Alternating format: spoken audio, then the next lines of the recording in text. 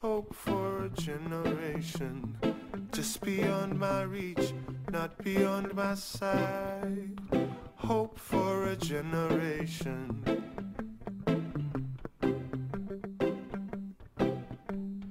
Hope for a generation, just beyond my reach, not beyond. This place here, I stared at the walls for a long time in this place. I'm not trying to sound all soft and shit, but yeah, it was hard. Some nights you kind of go to sleep thinking, "Wow, what am I doing here? You know, what did I get myself into?" It's a bloody emotional roller coaster in there. Definitely my faith thing. And I guess that's one of the things I'm kind of lacking on at the moment, eh? My faith. I came here the other day, right to the spot. I walked here and I was like, maybe I'll walk here, maybe I'll find quite hard. Maybe I left it behind, you know? Because I was kind of feeling like, shit, I haven't really stayed honest to the faith he gave me. And I felt that day, hey, I want to go for a walk. I had this thought in my head, maybe I left him behind. I found him in there. Maybe I left him behind.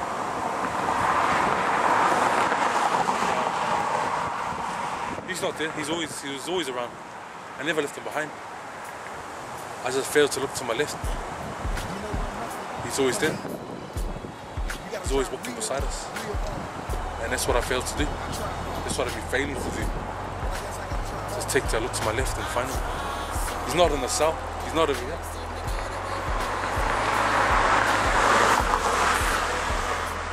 Yeah, well, we were in Mataka, we had a prayer group, and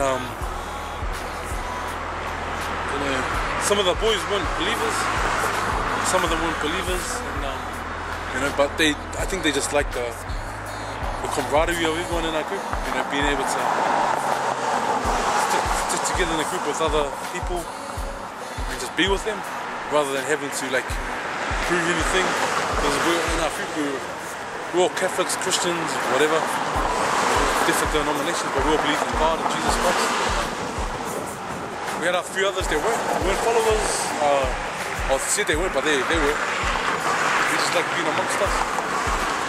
And yeah. Being amongst brothers that are like-minded is definitely helpful. I guess it depends who you hang out with there. Like if you're gonna hang out with the drug dealers, the kingpins of the drug underworld and gangsters and that, most likely you're gonna act like them, which is their business.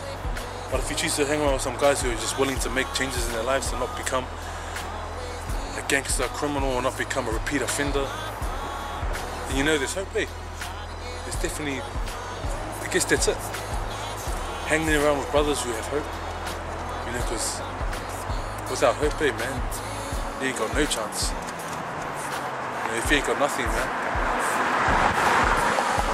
you're surviving there, right? So it's definitely good.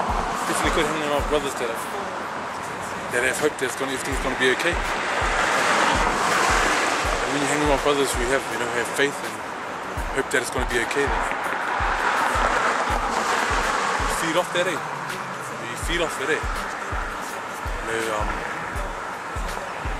Helps you out. And a lot of them talk about, a lot of people talk about a lot of brothers, monsters and animals in there. But to be honest, I didn't see many monsters.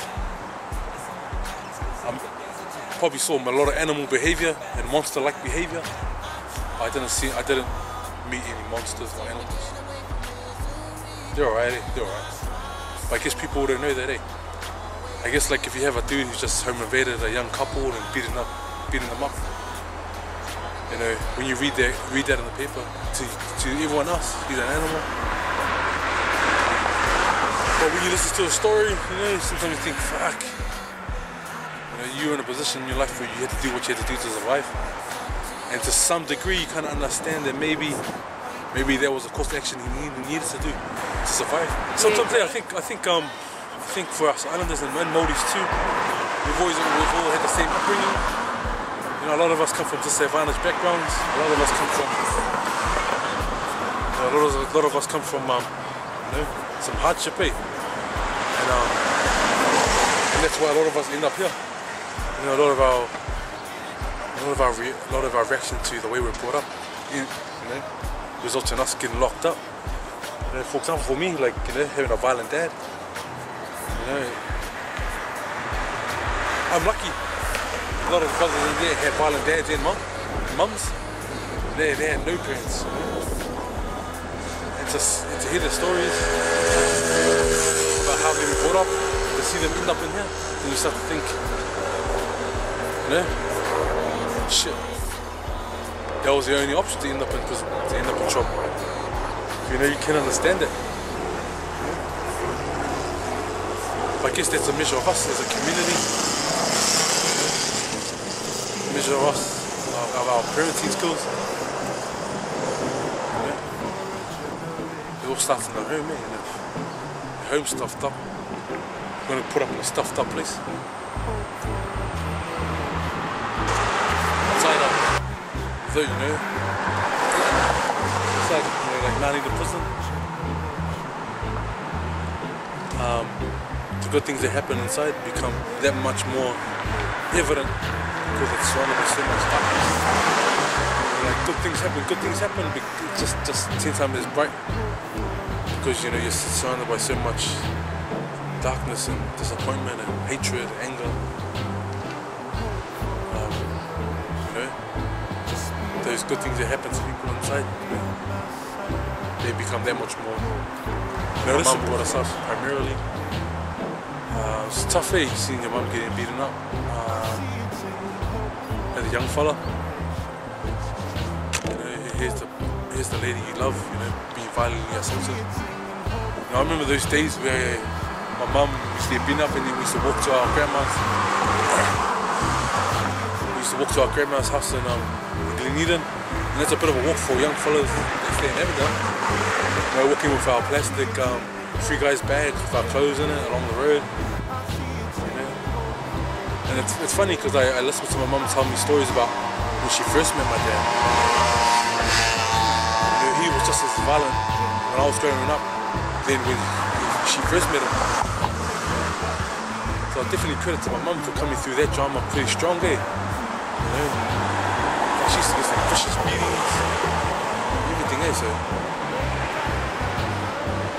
yeah, it was just hard, eh? It was just hard seeing your mum getting beaten up, but my mum's strong, she's a strong lady. And I guess if she wasn't, maybe if she wasn't that strong, then she could have left us kids. But much credit to her. I wouldn't be surprised if she just left us to like my grandma or sips or whatever.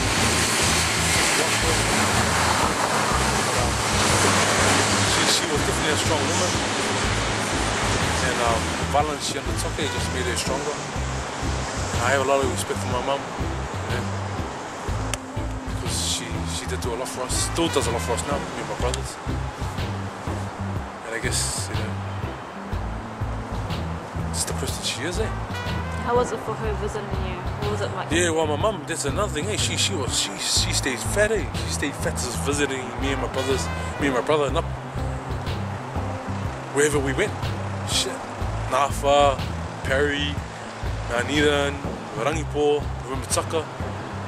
She did the mission already. And you know, that's a good measure of the mother you have, the journey she makes just to visit you for an hour. You know?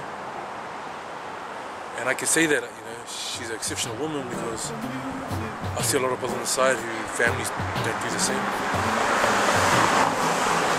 She with the extra lady.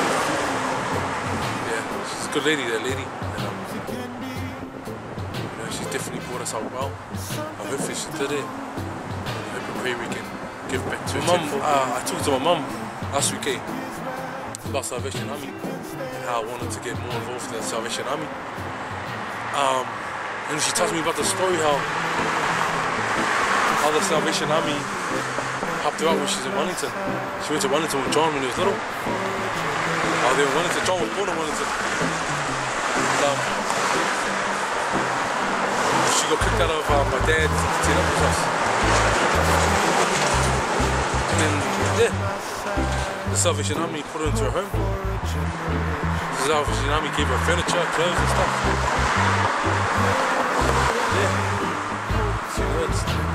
Yeah. She definitely has a heart for Salvation Army.